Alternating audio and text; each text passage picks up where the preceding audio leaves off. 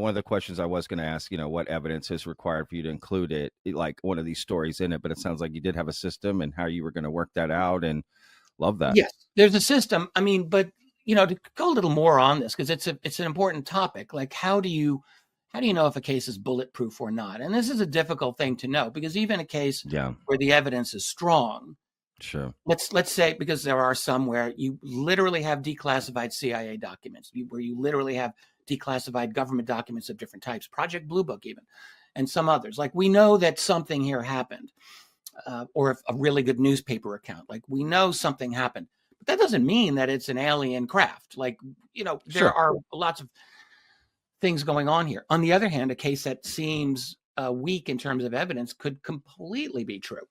And 100%. Yeah, so you want to be careful there. What you do find with a lot of the cases, particularly the military ones, I find, but actually a lot of the civilian ones as well, is that you will read about them. Sometimes they'll give their name and sometimes they will not give their name. And it could be 20 or 30 or even more years after the fact when they write to some website, some blog, about what happened to them when they served aboard the USS, whichever, back in the 1970s or 1960s. And that's just the way it is. It's like, you can say, well, okay, this is not declassified. This is not confirmed by anyone else. I will agree with that. But then on the other hand, you've got not just this one ex-Navy guy, but you've got like 100 other ex-Navy guys who have told their story. Am I supposed to just pretend that these don't exist? And I just don't think that's right. So, you want to factor all of these things in and get as reasonable a picture as you can. Last thing I'll say about the strength of evidence and all of the statistics. When I started looking at this in the form of a spreadsheet, there were patterns that I had noticed that I would never have noticed otherwise. And maybe we can talk about some of those patterns later, but the point is that when you see certain patterns, some of which could be kind of theoretically predictable, but others not necessarily, but they are explicit, they're clear, and they're very consistent. So that tends to give me confidence in the authenticity of the stories themselves. The fact that certain types of craft are portrayed in the same color, or doing, or you have certain consistencies in things like electromagnetic interference under various conditions and not under others. So there's this underlying consistency that, again, I would never have noticed if I had not laid out the factors into a coherent spreadsheet and just see the patterns. Yeah. So I'm very glad I did this, and it does give a lot more confidence in the quality of these seemingly random stories coming in from everywhere, but there's a consistency in those patterns. Once you put them all together, now you get a different picture, like a puzzle, right? I mean, essentially little puzzle pieces, boom, you can see a larger picture. That seems completely logical to me, to be honest with you. That's interesting. I do want to pull the thread on the patterns. But just one quick question that I have is, when you were doing this, did the object have to actually, I know it says, this may seem like a dumb question, but it's not, I promise. It's in the title, submerged objects, but for you to include it in the book, could it just be around water, or it actually had to go into the water? I started thinking it's got to have some contact with the water, but I did end up taking close to 10% of the cases where the object was seen directly over the water. Now, in most of those cases, it's directly over the water in the middle of a major ocean. So like when you're out there, you're hundreds of miles from the shore, and you see this thing that's like 10 feet over the water. It's not unreasonable to think this thing was very possibly in the water at some point or another. And furthermore, I was likely to include those types of cases if it involved one of the major world navies, or any navy, U.S. Navy, Russian, Soviet Navy, and the like.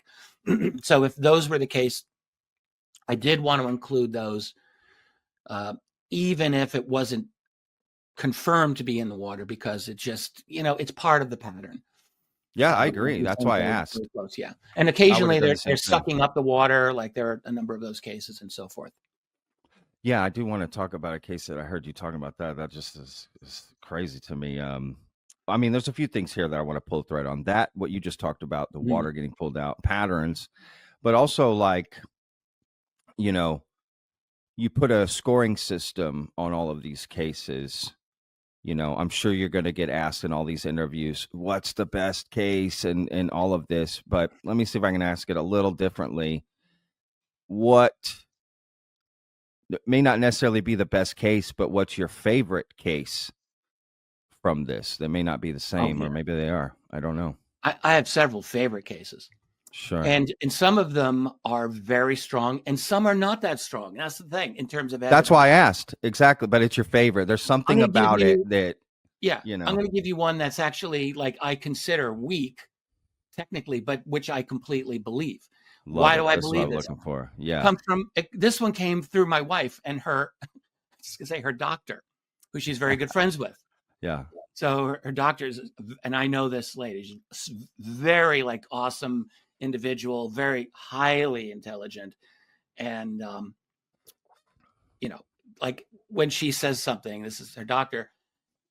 I know I can take it to the bank. There's not a Sure. shred of doubt. So anyway, this doctor, her father was a retired police officer and boxer, tough guy, who liked to go fishing, and he's on uh, Lake Erie in not far from where I am. I'm in upstate New York.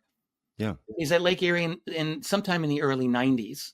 We don't have the exact year. And this again, you get this typically when like the child of the parent tells the story years later. It's like, Sure. well, sometime in the '90s. So he was alone. He was fishing. It was at night. He's in a boat. I don't know how far off the shore he was, but she said he told me the story a million times. You get that. So what Yeah. happened was he's fishing. It's totally dead silent around him. He hears a kind of splashing sound.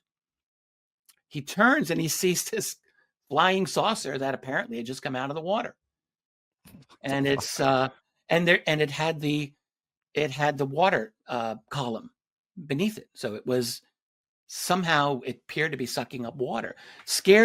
It scared the hell out of him so bad. She said, my dad was never afraid of anything. Was her thing. He was the ultimate tough guy. Like in a tight spot, you want him. But Yeah. this scared the hell out of him, terrified him. And then so it water pulled up and it just moved off. That was it. That was it. Like Wow. a simple.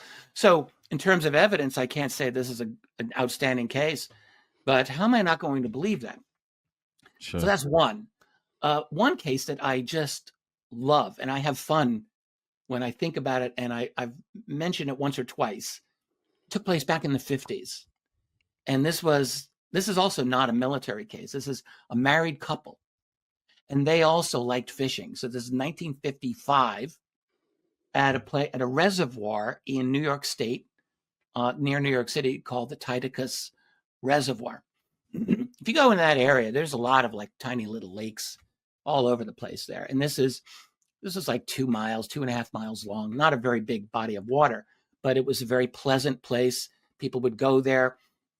No motorboats were allowed on the body of water, rowboats only, this type of thing. So they're at this place at midnight, and I forget the exact date. It's in the summertime, and so it's the husband and wife. This is what they like to do. This is like their cool thing, and they're at the shore. So they drive there, and they take a boat and they row about a mile to where they're going to do their bit, and they're at the shore. And this is when they see this orangey basketball-sized sphere come out of the water. Oh my God. There's nothing else there. Comes out of the water, and then they see these two elongated, like 30-foot long, bluish white tubes. They said it was almost like fluorescent tubes, except they were 30 feet long, and there were two of them, and the orange ball was directly above it. You got these two things, and they're just over the water now. It's pitch black otherwise. Yeah. So this is the crazy part. The husband says, I want to get in my rowboat and row out to that thing. The wife is like, are you out of your mind? She had to be. I'm inferring here, but I have to think. Sure. Well, Yeah. he gets into the boat alone and he starts rowing out. It's pitch black. It's midnight. There's nothing Wow. else there. And he starts to go toward it, and he's noticing that these lights, whatever they are moving away from him. And so he's realizing it's reacting to him, and that spooks him, I guess. So he starts rowing back to his wife. So then they decide, okay, I think we've had enough of this. We're out of here. Yeah. So, but now they have to row back to their car, which is a mile away. Oh my God. All of this is there. So they get into the boat and they start rowing, and they were interviewed shortly after this by actually a very responsible UFO organization at the time called Civilian Saucer Investigation. They didn't exist for a long time, but they were good while they lasted. Yeah. They did a long interview with these people. But anyway, so they're rowing back, and the lights are tracking them. They're following them, including shining the light on their boat and on them at times. It's like they were hit by the light from this object. So it was obviously there, but they were not harmed in any way. They were not bothered. They make it back to where they park their boat, and they get out and they go to their car, and they could still actually see this thing from the parking lot just before they drove home. We have their names. Their last name was Bordas. They were seen to be like a stand-up couple by the investigators, and it was written about in one of the really excellent early treatments of this subject from a long time ago. So, I mean, I just love that case because it's like you get this human element again. These just interesting people having this amazing encounter. I'm sure they never forgot it. Oh, absolutely. Well, there's something so interesting about that. I don't know if I've heard a description like that before, right? Of the glowing ball, the two, I don't, that's new to me, to be honest with you. And the light, it clearly must have been some sort of, well, maybe not. I mean, I'm not a light expert, but had some sort of directional aspect. It wasn't just an ambient light. If it hit him only on certain times, does that make sense? Yes, it does. And that's what I had inferred as well. Yeah. So and then you have to ask yourself, so you're just north of New York City. This is a quiet area. This is not that built up. But it's a little reservoir. The question is, what the hell is this thing doing in that little body of water in the middle of the night?